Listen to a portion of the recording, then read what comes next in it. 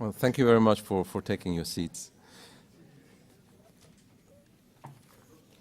This session is about innovative approaches and case studies by national, bilateral, regional and multilateral organizations and by the private sector in providing funding and investments for adaptation.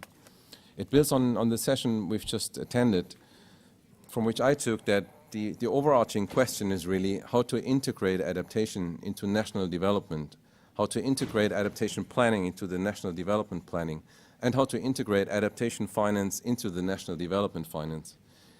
We have also learned that adaptation and mitigation are closely related, and I think you could reduce it to the formula that climate action is about achieving low-carbon, climate-resilient development. That phrase catches it all together. And it also means that this has to be done in integration. It does not make sense to develop adaptation strategies and implement adaptation actions in isolation. All has to come together with the economic and social development plans. So I'm very happy to facilitate this panel, which is about showcasing concrete experiences in developing and implementing policies, strategies, and activities to mobilize finance for adaptation action. It is also about discussing cases of private sector engagement and about partnerships to support adaptation activities. I have a very knowledgeable panel here next to me. Let me briefly introduce the colleagues. First of all, Ana Fornels, who is a member of the Adaptation Fund Board and also of the Spanish Climate Change Office. Andrea Kuttner from the Climate Investment Funds. Alexander Fröde from the German, the GIZ, which is German, it used to be German Society for Cooperation, and now it's German Society for International Cooperation. Dauda from the Adaptation Fund Secretariat, and Jorge Baric from the company Eco Resources that helps other companies to integrate adaptation into their business plans. So with that, I would like to start. We will have a little less time than foreseen in the agenda. Each speaker will have about 5 to 6 minutes for a short statement, and then we will continue with questions and answers and discussions. And the first speaker is Ana Fornels. And I would like to ask her 2 brief questions. One is about synergies and coordination between different climate finance institutions. How can this be ensured in order to strategically channel the scarce resources to finance adaptation? And the second question, based on the experience with direct access by the Adaptation Fund and by other funds and initiatives such as the Global Climate Change Alliance by the EU, what are the challenges and opportunities of direct access to adaptation finance? Anna, the floor is yours. Thank you very much, Stefan. I hope everyone can hear me. Well, first of all, thank you very much for your introductory remarks, and thank you very much for the Secretariat for the invitation. And I'm going to try not to answer, but give some views on the first answer, the first question that I think is very much related with the previous question that was made in the previous panel about what's the role of the Adaptation Fund, what roles will it play in the future? Well, I was not surprised by your question because this is, it's the first question you get once the decision of establishing the Green Climate Fund was made.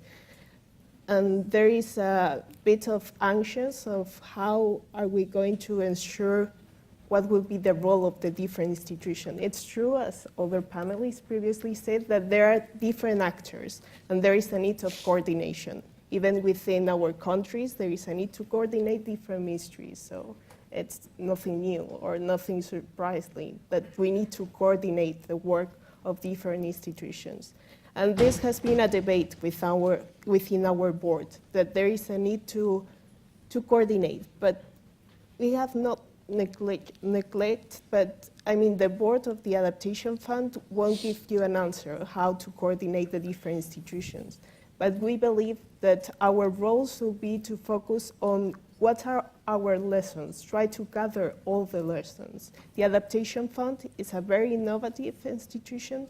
We have a pilot, different innovative systems. One of them is the direct access that I'm going to develop a little bit further.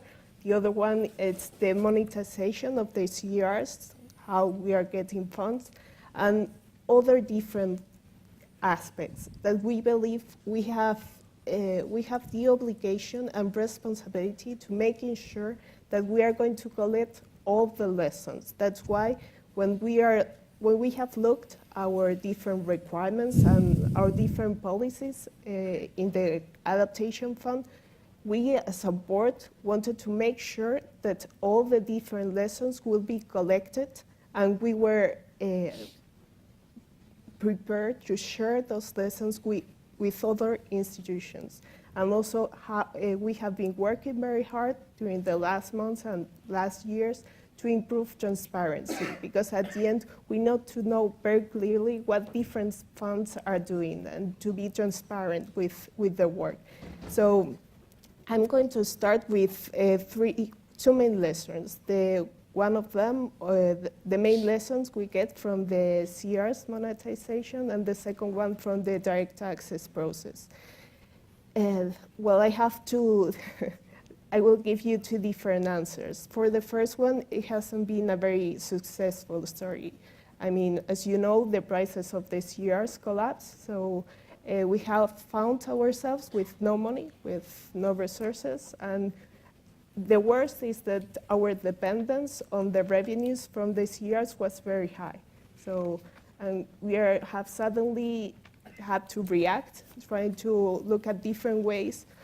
How could we sell those CRs? Are we going to continue selling those CRs in the market, or can we try to find some voluntary markets?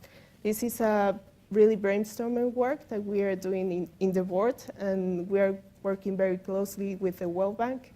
But I think it's the main lessons that I will get from this one, and as it was already pointed out by Smita, is that we need to diversify the revenues, the sources. We need to diversify the way we sell things. I mean, in the case of the CRs, we need to try not to depend too much on the market.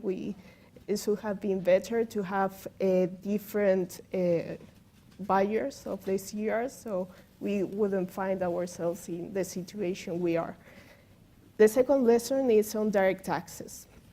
I want to make clear that the Adaptation Fund is not a capacity building institution, and it's only focused on concrete adaptation projects or programs. It's on implementation. However, I will say that we have done a lot of capacity building, and even without delivering any resources. I'm going to try to explain why we have been able to really make capacity building with no resources.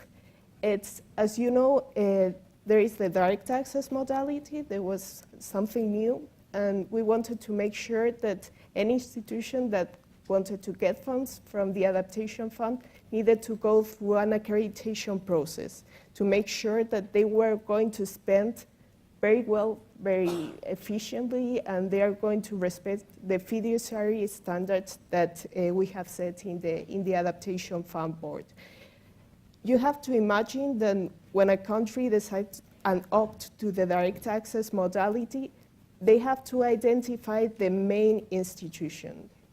I mean, they have to identify the appropriate institution, the one that is going to be able to fulfill all the requirements. It's not an easy task. There are many elements and many factors in place, and at the end, some of them are reluctant because they believe their credibility is at risk. I mean, it's a very difficult decision.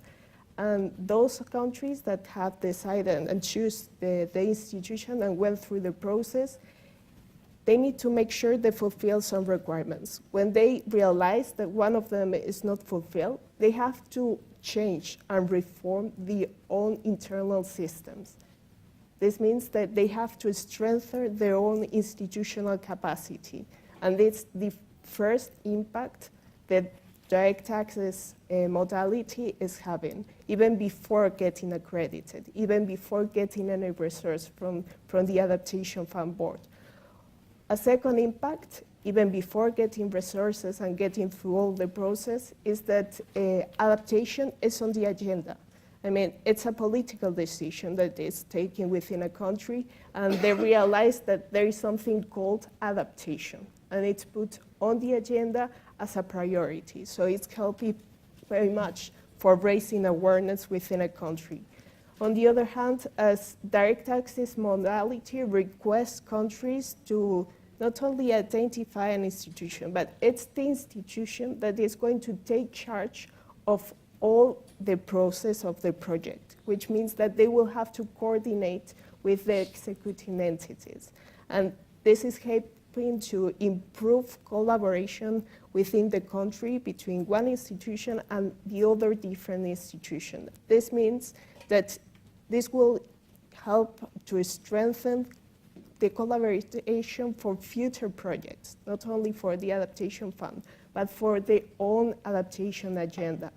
And it's also, and the final effect is that it also unlocks domestic resources. I mean, it means that for going through all this accreditation process, the country needs to put someone that is in charge of the process, making sure they fulfill the requirements and gather all the information. And everything I'm talking to you, this is being said by the national implementing entities that have been accredited. I mean, for us, it's very important to get the lessons directly from countries and to know directly from them what's their experience, what they have, if they like at the end, if they think it's valuable to go through the direct access modality or not. So for us, for the Adaptation Fund Board, it's very important to make sure to get all the experience and try respecting always the fiduciary standards, but try to get as many lessons as we can to help countries to go through this direct process. And finally, I'm not sure if I'm very well on time, but finally, I would like to say that the Adaptation Fund is a very new fund. We have a project and program pipeline that touches different sectors. It goes from disaster risk management, water management, coastal management, agriculture, and many other sectors, because we are not imposing any particular sector. It's up to the country, depending on their own needs, on own priorities, that have to decide what type of projects are they going to present. It's true that they have to fulfill several requirements, but it's up to them.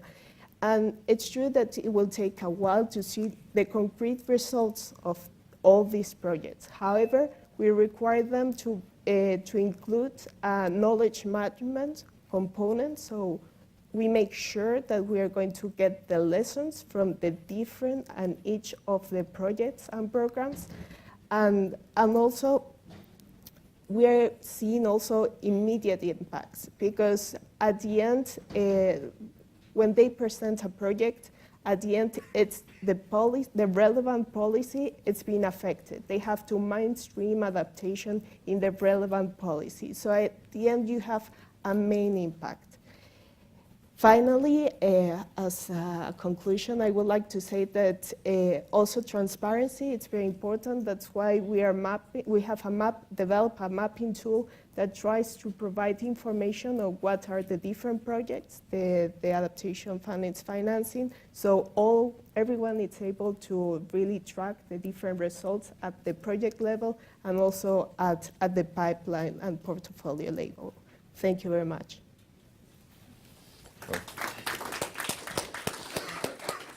Thank you very much, Anna.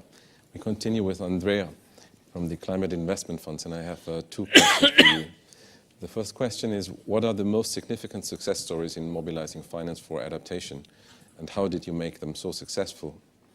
And the second question is about the main challenges and opportunities in mobilizing climate finance at a larger scale in developing countries. Good. Thank you very much, Stefan. And I'm very glad to be here with you today. And I would like to share with you 5 of our lessons learned we have so far in our program on climate resilience. Before I do this, I would like to give you some context of the climate investment funds so that you know where these lessons somehow fit into that larger context. The climate investment funds are an interim financing mechanism helping and supporting developing countries in their efforts to make their development path climate resilient and of low carbon character. We provide large-scale financing. So, I mean, we are talking, for instance, in the realm of adaptation, this one country gets up to $110 million in funding. And we try this because one of our mandates is to initiate transformational change in sectors affected by climate change, variability in change, but also working with sectors affecting the global climate. So we have four bigger programs in the climate investment funds. One is the Clean Technology Fund, and then we have three smaller ones. One is the pilot program on climate resilience, then one is the forest investment program focusing on REDD+, and the third one is the renewable energy program in low-income countries focusing on energy access. So in total, we have our contributor countries have endowed our fund with $7.6 billion US. So it's quite a big chunk of money, and it's a mix of grants and loans what goes out from our fund. And so far, we have been able to leverage about $44 billion in additional resources. And we have done that not by just somehow getting additional money to the pot, by creating very powerful partnerships at the country level. And we are working through 5 multilateral development banks, and there was a reason for it, because it's an investment fund, and our multilateral development bank partners, that's their specialty. So that's why we are working with these 5 banks. Just on the PPCR, and this is this pilot program on climate resilience or adaptation program, the contributor countries provided us with $1.2 billion in resources, and we are working not in all countries or developing countries. They were very clear that they wanted to test out how large-scale finance can actually be used to initiate these changes. So we are working in 18 countries, and then we are working also with 2 regional organizations, one in the Caribbean and one in the Pacific region, so to bring these small island development states together and share lessons and also use existing modalities beyond their own country context. Not surprising, the sectors we are working in adaptation is, of course, agriculture, food security, but we are also working, since an investment fund, on physical infrastructure, for instance, increase or better roads, right? We are working also on hydroelectrical dams and making them more resilient to climate change, especially from glacier melts.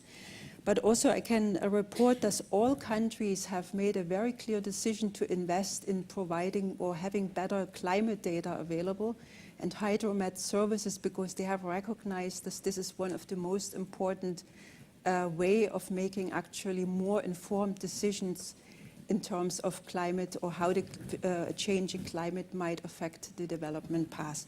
So that's a very big issue for us, and we are very glad that the countries have actually identified this as a priority. So coming to the 5 lessons we have so far, and this is a mix of success and challenges, as we always call it, and I hope many of these, they're very close also to what our colleagues from the Adaptation Fund Board just explained. The first one I would like to highlight is the need for building country ownership for any kind of investments at the country level. And we are often criticized as it takes too long, that these resources actually get to the country. But when you program $110 million in a country, you want actually that the government leads the process and brings in various stakeholder groups into a consultative process, so that you can agree on a common vision where that money should go and where it is nested in the, for instance, in the NAP process and other development strategies. So it's really important, in order to create that ownership, that you give it the proper time and the transparency it needs to, that you bring all your partners together. And I must say, when you see our countries, when they come together every 18 months, it's actually really impressive to see how they own their own plans and the investments they actually have now started at the country level. Linked to that whole ownership process and consultation process is that the PPCR is using a programmatic and cross-sectoral approach. And as we all know, climate change affects literally all sectors of the economy of a country. And that's why we thought by having a programmatic approach, we can use certain studies or data collections and actually fit them and provide them to other interested partners which are working on similar issues. So we have also learned the lesson that these programmatic approaches have the biggest success if they are really at the high level, that they have a high level support. So many of our programs are actually directly linked to the Prime Minister's office, and that has created a lot of buzz in the country and also, again, a lot of ownership. In all of our programs, Ministry of Finance has also a lead role. Since it's large-scale financing, it's not only Ministry of Environment. When you have smaller investments, that's usually where these funds go. But in our case, it's finance, and it makes a very powerful alliance of the sector ministries with the Ministry of Finance, and then supported by the higher authority. Linked to this whole issue of partnership, it's not only about getting more money into the pot, it's actually using the comparative advantages of different stakeholder groups, because everybody has to bring something to the table. And we think that this partnership approach actually creates that environment, that you can bring to the table whatever strength you have. And we have seen this with our multilateral development banks. They have really moved away from being competitors at the country level into collaborators. And this was not easy, right? I mean, it's not that we can do this easily. A fourth lesson is linked to the private sector, and we have heard a lot about private sector investments today. And that's actually for us a challenge, because our resources we provide through the multilateral development banks go to public and private sector investments. But when I look at the portfolio right now, the private sector part is rather weak. And this has very different reasons. One is that of course, the government is leading the process, so they don't want to use public sector investments and give it to the private sector. This is one.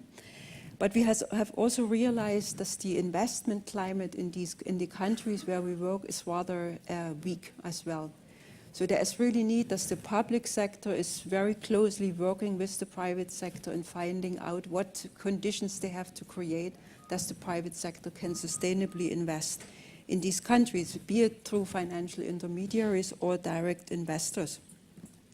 We have even created a separate window directly just for the private sector to access, right? Because this was one of the barriers we were informed of why the private sector can't really thrive in the PPCR. But to be honest, so far we have not seen many proposals coming in. So there is $70 million sitting in that window, and right now we don't have sufficient proposals, right? So, and we are figuring now out what else we can actually adjust in terms of procedures or outreach to get actually the resources to our private sector partners, because we think they are a core element of any country's economy. And the last but not least lesson learned we have is, as you probably know, the debate on loans and adaptation is definitely a heated one. And the PPCR provides indeed loan resources to countries to address the climate change adaptation challenge. And we do believe there is a role for loans or near zero interest credits.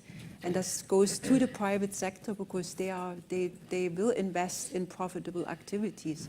So, and we are working right now on an interesting knowledge learning piece on the role of the private sector or the role of loans in the whole adaptation arena. So, and I hope you're looking out for that piece, because it's an interesting one and hopefully will inform the debate. Thank you. Thank you very much, Andrea. The next speaker is Alexander Fröde from the German International Society for Cooperation. And I'd like to ask him what are the key elements of readiness to climate finance? And secondly, what are the special challenges for mobilizing resources for climate finance in LDCs and in Africa? Thanks very much. Thanks for having me.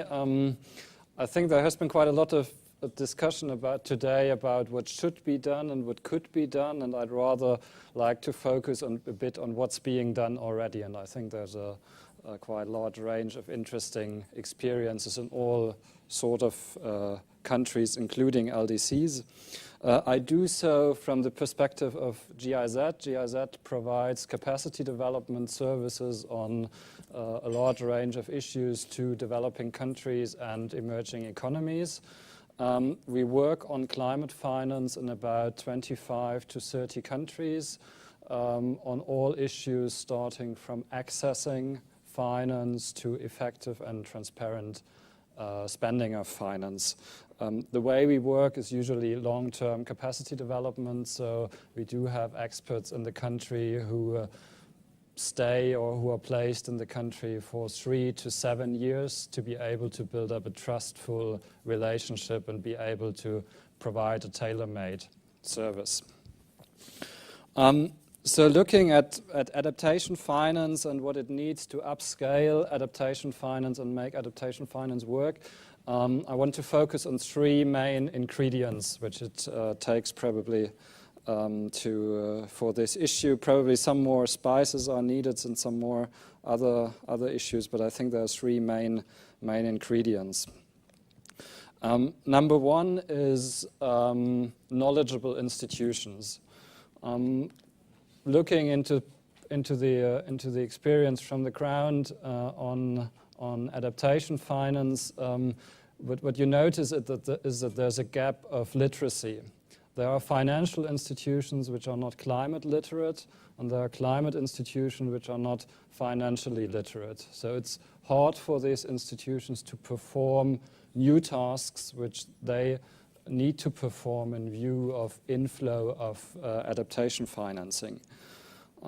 We've seen that adaptation to climate finance is much more difficult to deal with than we imagined at the start, because it's complex, it's to be dealt with issues of uncertainty. It includes a large need for cross-sectoral coordination, and it includes thinking about priorities and costs. So one example of what's happening is, for instance, mainstreaming of adaptation finance into finance institutions. An example which has been very interesting for us is a support to NABARD, the Indian Bank for Agriculture and Rural Development. This was one of the first big development banks who started thinking about how can we best integrate climate change into our financing decisions and develop bankable projects for relating to both mitigation and adaptation.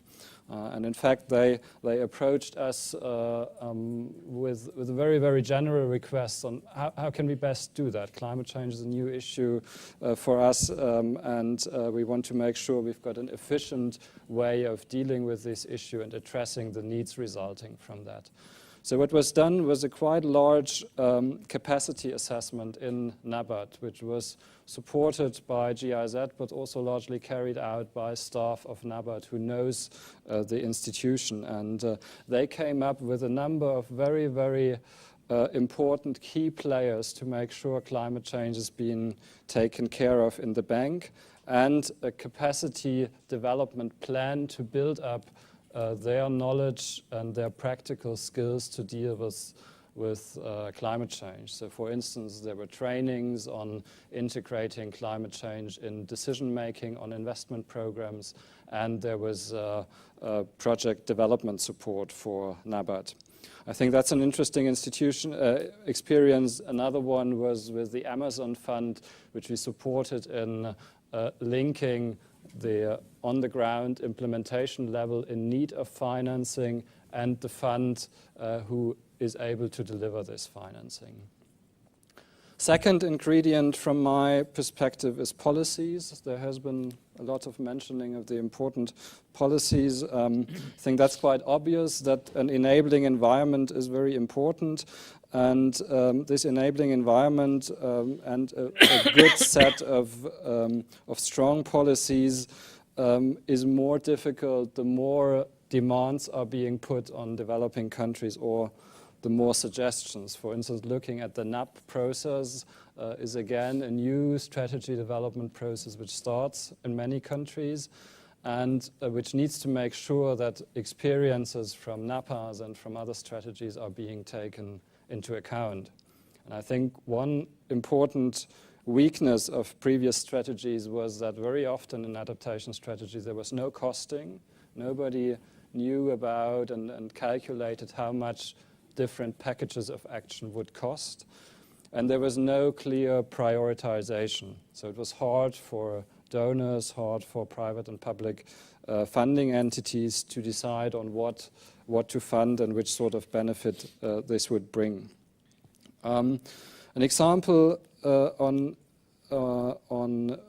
how this work can be done is again from India, where we have supported different state governments to come up with state-level action plans on climate change, which are now being used as a base for funding decisions by the central government.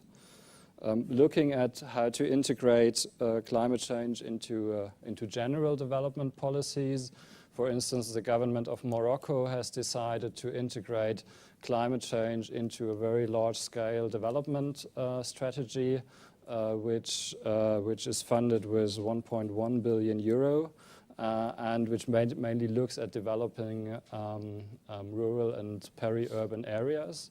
And their question was again, what do we need to do to make sure that the investments we make are climate proof, that they can stand a flood, that they can stand a storm, that they can stand other impacts of climate change.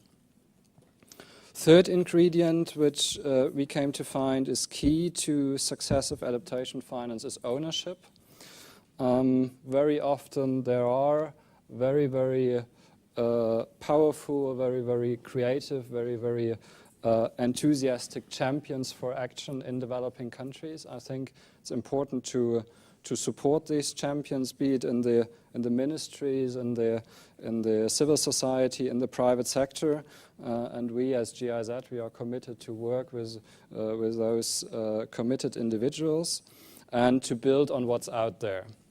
And here I want to come to a last example of the way we work, which is a new project which we are currently starting on behalf of BMZ, the German Development Ministry, together with KfW, which is a project to prepare countries for the Green Climate Fund Readiness Program, which will look at different areas of support, supporting setting up institutions to deal with the ownership and coordination issues resulting from GCF, support relating to strategy development, and, which is KfW's share, looking into project pipelines for the GCF. Of course, we all know there's still loads of open questions with regard to the fund, but however, there's a basic idea how the fund will work, and it's from the previous work, it's very, very clear that there will be a lot of need for capacity development to make this fund work. As a base for this work, we are currently developing a tool to reflect and review readiness to climate finance with very, very simple questions which give you an approximate idea of the state of readiness. And we are also looking into assessment methodologies for climate finance readiness. All this will serve as a base for a very, very tailor-made support to make sure that this fund, but also other funds, work as well as possible, and that the ability to deal with this complex architecture of funds will increase over the next years, and the money will get where it needs to get. So these are maybe some reflection on the three main ingredients: institutions, policies, and ownerships and ownership. And yeah, we hope that possibly in the work of the standing committee there can be developed a more concrete vision on which sort of concrete nature the work on these ingredients can look like. Thank you very much. Thank you, Alexander. Daouda, our next speaker, works for the Adaptation Fund Secretariat. And I would like to ask you how the role of different stakeholders in mobilizing and scaling up adaptation finance can be enhanced, in particular of governments, development banks, and the private sector. Thank you. Thank you very much, Stefan, and thank you to the Secretariat for inviting us and also for organizing this very important forum. I think that my predecessors have really explained most of it, and I will talk mainly on the aspects of what I'm doing, reviewing the projects and monitoring the projects. So at the project level, lessons that we have collected so far in the design of the projects funded by the Adaptation Fund and also the projects that are being currently implemented. At the level of the government, what we've seen so far, and basically from the direct access experience, as Anna was saying, you see that here I will quote my colleague from GIZ, ownership is very important. Looking at the whole process of accreditation and project identification and development within the countries, you see that in terms of adaptation planning, it's you see how countries have evolved along the way. We've seen it in, I will take the case of Senegal, which is the most advanced program that we have. Since they have started the accreditation process and how they have established a climate change coordination system within the country to be able to not only discuss adaptation issues, but identify project, develop project. So this coordination and planning is very important. And I will talk about the challenge later, but when you say the different other partners that are the multilateral development banks, the regional development banks, national development banks, private sector, what is the role of the government to deal with those different entities? When you start with planning, coordinating, so what do? You have to make the case. Make the case when you deal with the private sector. It's at the project level, at least at the adaptation.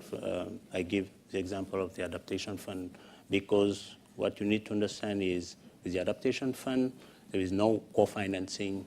The mandate is to provide the full cost of adaptation. So upfront, you're not supposed to deal with the private sector because it's supposed to cover the costs of the specific adaptation issue.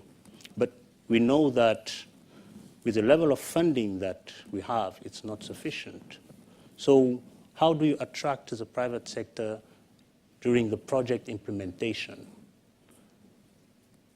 That's when you engage with the private sector, making the case. If you take the example of coastal management program, where you have a real case with the hotel industry in some countries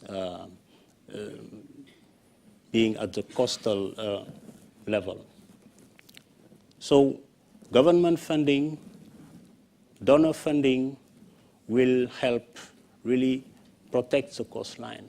But then, what is the role of the private sector in terms of investing in adaptation, it will come after that. It will come on top of that.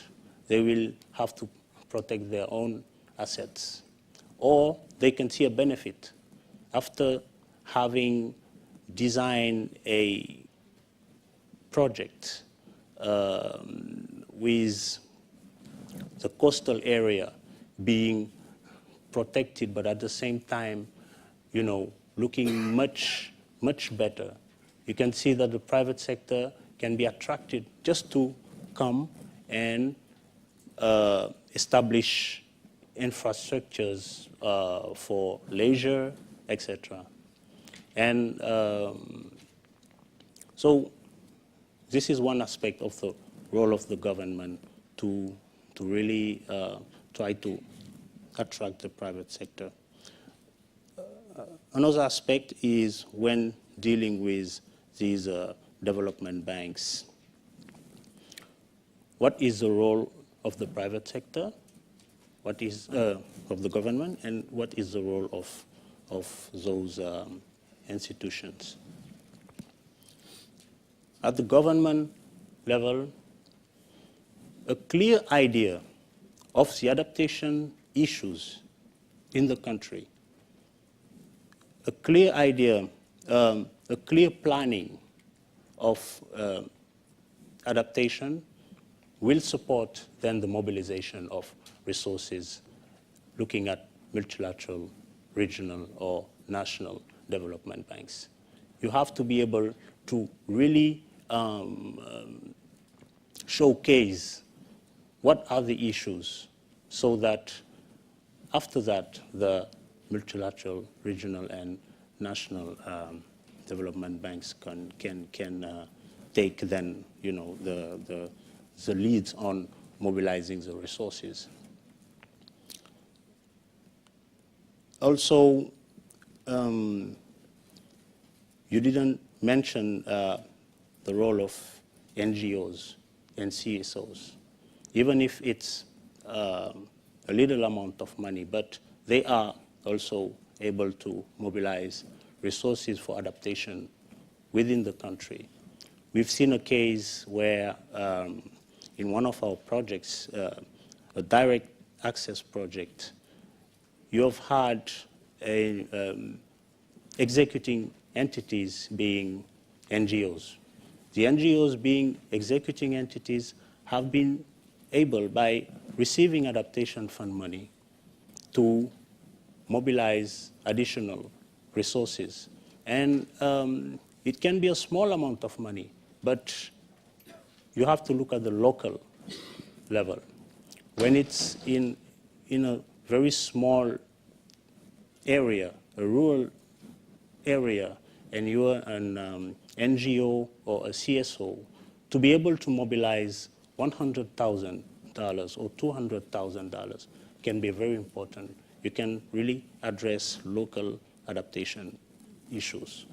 So to conclude, it shows that the role of the government at national, local level is very important to be able to really mobilize resources from private sector, development banks, and the NGOs and CSOs. So I will stop there. Thank you. Thank you, Daouda. Thanks a lot. Jorge Barik from Eco Resources is the last speaker. He will tell us about the experience of his company in helping other companies to make their investments climate resilient. And I have a specific question for you, which is, what can be identified as the most critical hurdles to be overcome in mobilizing adaptation finance from the private sector? Please. Thank you. Thank you for the invitation. We're very pleased to be here. I like when big issues are landed down to the individual project level or to the company level, to the corporate level. And I think that this meeting, this session, in addition to some others, have actually successfully accomplished that. To the extent that that can continue and be increase, I believe it should, because it helps to illustrate and it shows with specific examples what is happening and how it is that the high-level decisions that are being made or considerations or discussions, how they translate. I can say that because, well, I'm with a consulting company, and we provide economic analysis research, economic analysis and research, agriculture, natural resource economics, energy economics, etc. And so, but have also had experience in the CDM world. And so I can tell you at the project level, so I can tell you that today, if you go, at least in Latin America, if you try to get a meeting with somebody and mention the word carbon, you're not going to get in. If you try to mention the word mitigation, it's impossible. Adaptation, big yawn when you're speaking to private sector, to companies. That's a fact. That has happened to us, that has happened to me. So there is a rebranding and a reframing that's necessary, I think. And it's something to consider. And the way we proceeded along that line is that we asked ourselves a very simple question, because we are also committed to solutions in the climate space. What problem is my client trying to solve, or my potential client trying to solve? When I say client, sometimes it's private sector, industrials, big agricultural entities. Sometimes it's public sector, ministries. So what problem are they trying to solve? And then the next step, this is by way of context, I'll get to the answer very quickly. And then the next step is obviously, after I have a sense of what problem I believe there is an issue with and it's trying to be solved, our next internal question is, well, how can embedding sustainability and climate, including mitigation and adaptation, into core business, into results relevant metrics, how can I go ahead, or how can we go ahead and present a solution that addresses a real need, expressed or perceived, but real, with the types of solutions that perhaps that marrying economic analysis with adaptation and mitigation brings. And we have found that this is actually a very powerful offering, because we end up working with companies, North America, and right now we have clients in North America and in Latin America. And we are focusing on specific issues, but we are embedding adaptation and mitigation into the discussion, into their planning. In some cases, it's something as simple as they have some reporting requirements, and we are helping them define what their exposure is. What is the exposure to supply chain that results relevant to them? What is their exposure in terms of loss of markets, because their market is very competitive and they require a differentiated product? And can evaluating their operations, everything from supply chain to logistics to storage to warehousing to their distribution channels. When evaluating that operation, you are able to identify gaps. And working with them, especially once you get to the planning stage, you don't immediately get to the planning stage. Sometimes you start because there's a specific issue regarding a reporting requirement or some type of differentiation for their green annual report. But once you enter that space and you begin to show them in metrics that are relevant to them, it might be time, it might be cost, it might be savings, it might be fuel, or a differentiation strategy, an opportunity for premium pricing, it becomes very interesting to them. You're no longer speaking to the environmental department or health and safety. you are now speaking to the accountants, you're now speaking to the CFO, you're now speaking to the engineers that are in charge of operation. When you embed sustainability, including climate, into operations, into core business, it's extremely powerful, and you only have to do it successfully once, and the company absorbs it. And we have seen that. We have seen that in Latin America, and we have seen that also in North America. And it need not be a food producer, because banks and investment funds also have to be aware of what exposure they might have. Remember, we're trying to measure, to balance risk and return. Uncertainty is an enemy. If you can help, try to identify, if you have a large project, a long horizon, 50 years from now when the rain patterns are expected to be considerably different, there is some modeling you can do. And of course, with certain degrees of freedom, you can actually present some scenarios that can quantify and perhaps even monetize what that means for this investment fund, and whether or not they can embed it, they can incorporate it into their own due diligence and make a more informed decision. We're not predicting the future for them. We are addressing a problem that they have, in that they hear and they notice that climatic patterns are changing. And they know that it's the context. In addition to that, there's regulatory requirements, there's image. There are many, many, many, many factors that are moving us in that direction. But we need not, it's not necessary, I should say.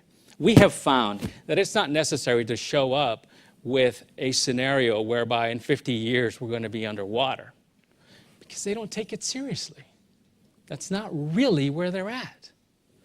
They're at over the next year. What's going to happen over the next year? What are my returns going to look like? And once you embed it, you're not really depending on subsidies so much either. You're not depending necessarily on public policy. It's not perfect, but a very successful experience with an agri-food company for whom we identified some vulnerabilities from a supply chain perspective. It's a multinational, so there were some supply chain issues that, using some adaptation models, we were able to work with them and develop a more specific model that mattered to them specifically, so they were able to capture what those risks might be. In addition to that, we were able to identify in their processing operations what savings they could achieve through changing processes or changing the way that they approached their transportation logistics. And then there's the element of their market and how they sell their product. Is there a danger for them from an adaptation perspective, because they are a company that's not responding to a market need that is demanding, in fact, because there are segments that do demand this, the same way as there are in supply chain. Demanding, in fact, that the company consider and be proactive, not just print a really nice, pretty green document about what they're doing. We've done this, I already gave the example also with an investment fund. Another example is with banks, the green products that they roll out. How effective are they being? And if they're not being very effective, how can we help them differentiate them further, so that in fact we can prove, using metrics that matter to them, that they are making a difference and that this particular product has an impact in the marketplace. That's also powerful. Now, it's nuanced, and there are no perfect models. But I believe, and we believe, that moving in this direction actually strengthens the sustainability case in a way that's sustainable in itself. Those are some examples I could share with you. Thank you. Thank you very much. Thanks. So we have about 10 minutes for questions, and I suggest to take perhaps 3 questions or 2 questions and then give the panel a chance to reply. Please identify yourself and then ask the question. Hi, good afternoon. My name is Avril Benchimol. I was a panelist this morning. I work for the Multilateral Investment Fund. I actually have to share an experience and ask a question. So the experience is related to actually developing financing mechanisms for the private sector for adaptation. In our regional microfinance program, we are actually developing green microfinance for adaptation, and what we are seeing is that the financial institution is very, very interested because they are suffering. I mean, I go back to your point on the solution. They're already suffering from climate change, and they see their loan portfolio at risk matrix go to the sky after there is a big drought or a flood. So they understand, they see the problem, and we talk to them about solutions. But when we talk to them about developing a green finance product for adaptation that require actually recommendations for their clients to change or adjust to new and future climate conditions, then they stop and they say, well, actually, this is not our business. We can't go to a client and tell them, well, you should change your crop to this point unless you're a very specified, like in the case of India that Alexander mentioned, because it was a rural bank, but they don't want to take into responsibility, they don't want to take the responsibility for actually advocating and advising on adaptation measures they don't know. So then here we find a limitation because actually we want to develop the private sector, but the financing is just limited by saying, well, if you don't tell me which are going to be the good adaptation measures, I won't finance them. And I don't want to be the ones deciding who or which ones are going to be the good adaptation measures. So there's going to be a gap there that we will need to actually address with the adaptation fund or the GEF or any other, or the PPCR. But actually we're finding these problems in the implementation of our program right now. And the question that I have is that actually I was surprised to not listen about insurance. So the private sector actually hates risks, and we want certainty, and insurance is a big player. And I don't know if you have taken that into consideration, or there is any example or any of the funds are willing to actually explore bringing in insurers or reinsurers to your funds. Thank you. Thank you. There's another question in the back, I think. Thank you. My name is Peter Pau from the German Development Institute.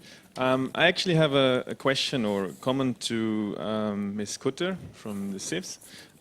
You mentioned the private sector window and also the loans in adaptation as lessons learned within your projects, but somehow the way you presented them, they didn't really seem to work yet. So I would rather say they're key issues rather than lessons learned. And I'll try to explain a little bit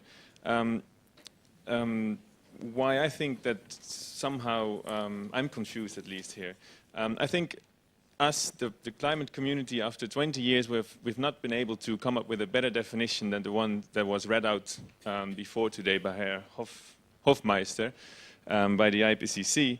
And if we, the climate community, are not able to come up with a better definition and one in which you can actually measure the effectiveness of adaptation, for example, then why would the private sector be interested to start adapting, or at least to actually label it as such? Because I do think that the private sector is very interested in adaptation, but they just won't label it as such.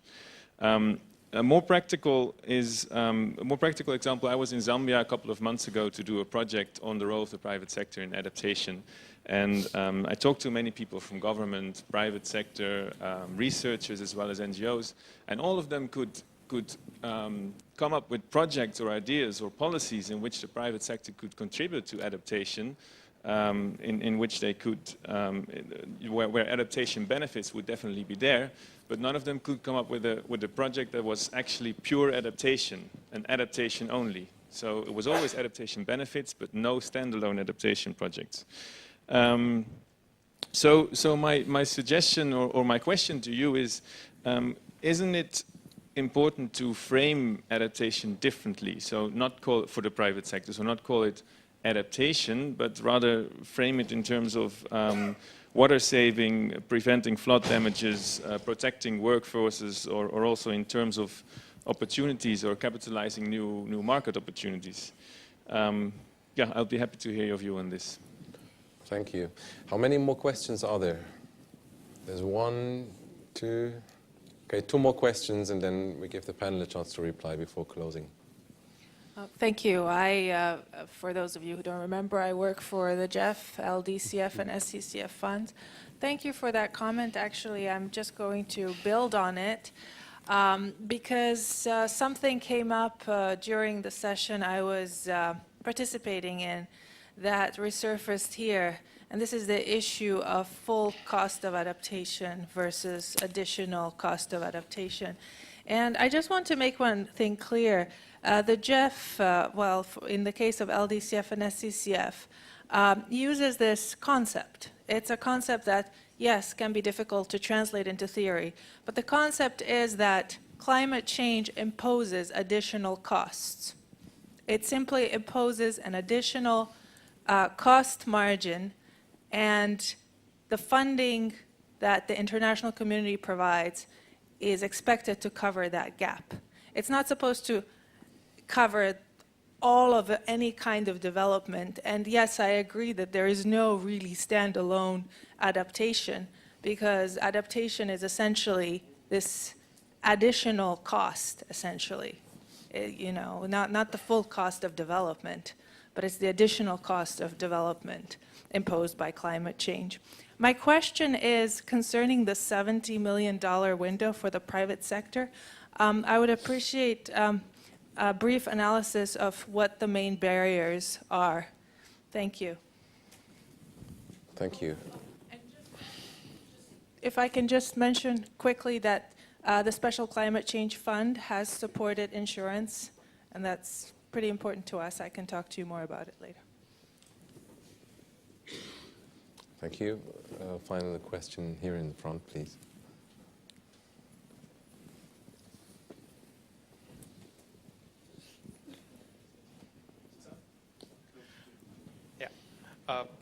From what we have heard about adaptation versus mitigation, looks like there are instances in adaptation which cannot be sold to private sector. We have been discussing about private sector, how they like to quantify the risks to the extent possible. They look for returns. They look for specific projects. So if we are talking about the floods in Bhutan and glacier melting and so on, it may not be realistic to expect the private sector who want to see some benefit come within their lifetime. So therefore, it's important to match the expectation. So therefore, is it necessary for us, like we went back to the definition, in terms of defining what is a economic model or what is a business model in the case of adaptation that can work with the private sector? And if not, we should not be spending our time on those where we believe that private sector is not required, or not required may be the right word, but let's say where private sector may not wish to invest, though the benefits can be there, but it is like, it is not something that the private sector can realize and give it to their shareholders or give to their investors, because they are in turn responsible for their own stakeholders. So I would like to have that expectation mismatch to be defined or to be clarified in a way that we know what to expect in the case of adaptation. Thank you. So with that, I'd like to give the floor to the panel, perhaps starting with Andrea, because there was a question directed to you. Yeah.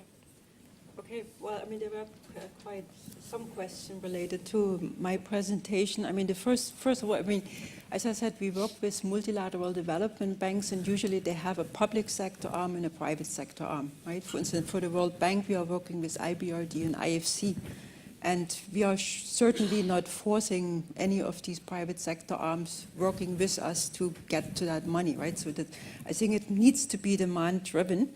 And for instance, this window we created, you will not find the term adaptation in that window, right? So it's because we were very clear. They are coming from a very business-oriented point of view to look at how climate change actually affects their business, right, in the mid and long term. So they have to change their business model if they want or not, right? So it's really for them, it's life or death of that company, right? So we hope actually that there's an understanding from that side too, that they adapt to the impacts of climate variability and change. What we have currently in the portfolio is, for instance, crop insurance. Yes, we have one project in Niger. We are working also with seed companies to provide more climate resilient seeds related to changing climate patterns, right? Then we are working with water companies. For instance, in Tajikistan, we work with a rather large company which operates a dam, and this dam is now really under stress from increased glacier melt. So we help them basically to open the dam, have an additional window that the water can actually be better managed. We're also working with IFC on climate resilient housing and shelters, right? So I mean, the variety is rather big, but the question was why, for instance, that window has not attracted yet so many interesting proposals. And there are different ones. I mean, as I said, we are working with countries where the investment climate is not very stable, right? I mean, these are countries, for instance, we are working in Yemen. We are working in very political, unstable countries. And of course, the private sector will not necessarily be willing to invest in these type of countries, or when the government has not the proper legal and regulatory frameworks in place or incentives which really provides the private sector a safe environment to do their business. Another issue we have also now identified is the issue of local currency lending, right? So when we receive funds or in trust, we hold our funding in US dollars.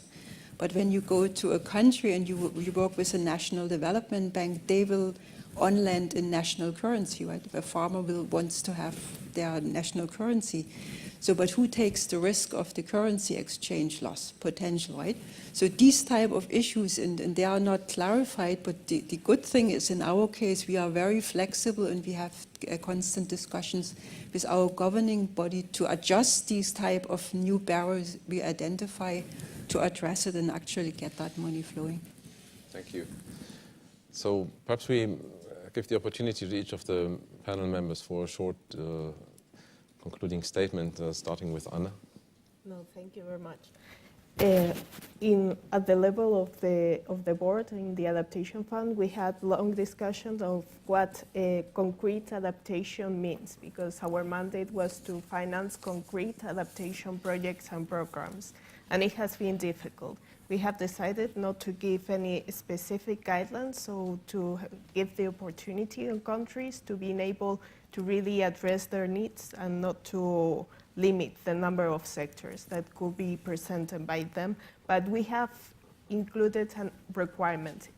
Their projects and programs needed to imply tangible results. So it should be implementation projects and programs. I think it's, from my experience of hearing national implementing entities and the process, as you know, in the Adaptation Fund, they have to launch a consultative process, and all the stakeholders involved need to participate, and it's an open call for different projects and programs. And one of the main lessons and what the main experience is that there is a lack of knowledge of what adaptation means. No one knows what adaptation means. So even within the public sector. So for the private sector, it's also difficult to really know what they have to do or what measures they can implement. They don't understand the problem, so it's difficult to address it.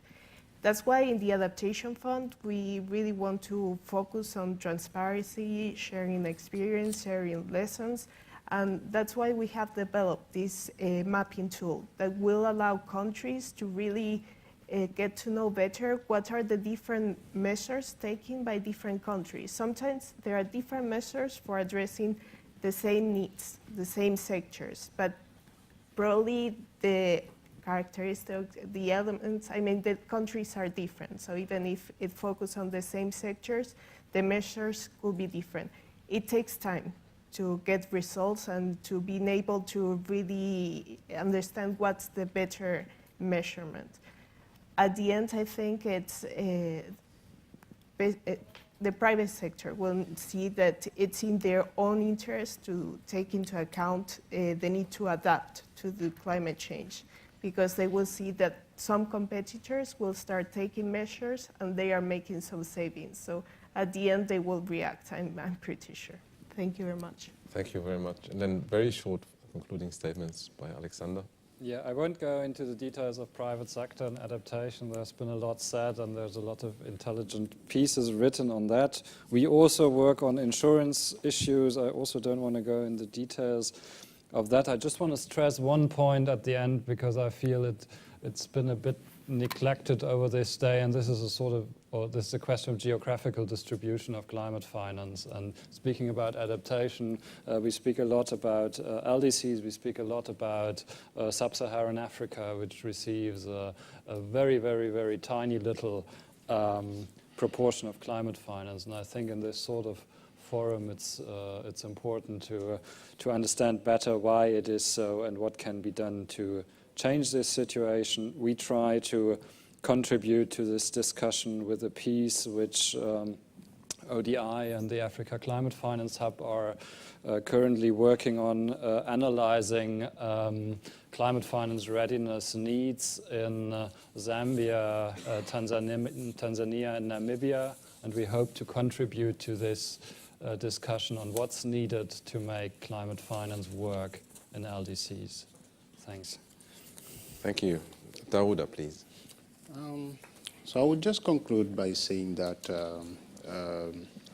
this example of, for example, insurance, yes, we have projects dealing with insurance, but the main conclusion is it's always at the project level that you will see engagement with the private sector, and that engagement may succeed by the end of the project. But it's not something that you can sign at the beginning of the project, just saying, okay, I have this company involved in the project. We will see the results over time during the project implementation. And there is a challenge then with the project approach. We should try to see what are the synergies that we can build among all these institutions here to be able to really inform on what is happening in the countries. There are so many projects, 1,000, 2,000 projects globally. There are so many projects in countries. How can we ensure that the knowledge that we get from all those different activities can be shared so that there's no duplication over time? Thank you. Thank you, Daouda. And Jorge? Okay, 4 points. I didn't talk about financing. We are actually tapping into a financing that's significant. It's called working capital. It's the own firm's internal resources, and there's quite a bit there in balance sheets. And they can treat it as capital expenditures, et cetera. Then the point on labeling, yes. That's why we focus on your individual problems, the individual issue, and then we make sure that we also go to the different models and we understand what the adaptation exposures are or opportunities are. Remember, it's opportunities and exposure and risks. We try to cover both. I'll summarize by saying that, for us there's a nuance between adaptation and mitigation. Mitigation can be, the metric for mitigation is returns. The metric that we see for adaptation is results. And there is a nuance there that's worthwhile considering. I'll end with just one statement that I hear every so often, which does does have a great deal of, I also think is very powerful. You probably have heard it as well, and it's all about this: what gets measured gets managed. Exposures, natural capital, risk, et cetera. What gets measured gets managed. Once we quantify, it's a lot easier to work with it and incorporate it. Thank you very much. Well, thank you. So we have seen there's ample opportunities by the private sector to engage in adaptation finance. There are challenges and risks and costs as well. But one thing that has been emphasized during the discussion I would like to reiterate, and this is the role of the government, a government planning process, development planning that incorporates adaptation, and also the role of the government in encouraging private sector action. We have heard examples here from the hotel business that can be encouraged to make more efficient use of water, and many other examples in this session and in the previous session. So I would like to thank you for your interest in this, and to conclude I would like to introduce myself, something I should have done at the beginning of the session actually. My name is Stéphane Agnier. I work on international climate finance in the Directorate General for Climate Action in the EU Commission, and I'm also a member of the Standing Committee. Now please don't run away, because we have to continue with the next session. I hear from the Secretariat that we don't have time for a coffee break, unfortunately, so I hand over to Alejandro. Well, there's always time for coffee, but if it can be a walking coffee, it would be appreciated.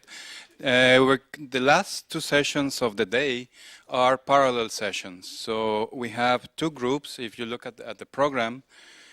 Group C, dealing with the role of local investors in mobilizing additional climate finance. That those interested in participating in that session will take place here in this room.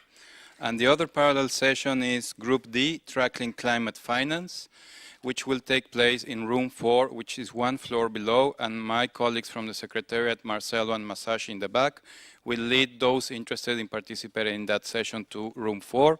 And please take your coffee with you or bring it here, depending on which session you wish to participate. And please, we need to reconvene in this room no later than 6 p.m.